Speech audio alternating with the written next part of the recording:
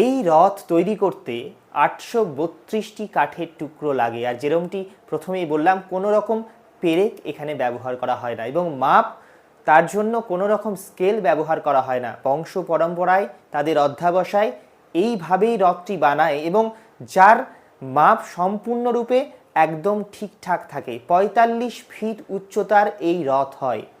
45 fit উচ্চতা মানে প্রায় 4 তলা বাড়ির সমান।